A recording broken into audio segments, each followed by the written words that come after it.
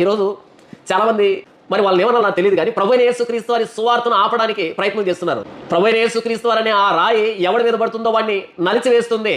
ఆ రాయి మీద పడిన వాడు తునాతునకలు అయిపోతాడు.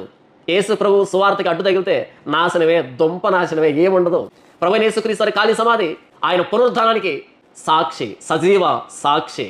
ఇప్పటికీ ఖాళీ సమాధి ఉంది. యెరూషలేముకి వెళ్ళి చూసి వస్తున్నారు. ఆనాటి గ్రీక్ సంస్కృతిలోను, రోమన్ కల్చర్లోను, Babylonian culture, Egyptian culture, Syrian culture, Philistine culture, వీటన్నిటిలో కూడా దేవుళ్ళు దేవతలు ఉన్నారు. కానీ మరణాన్ని గెలిచిన దేవుళ్ళు లేరు.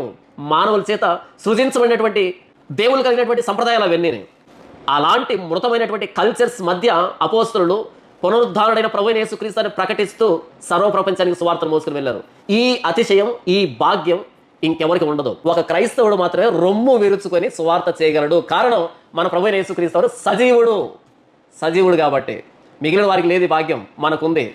గుర్తించు.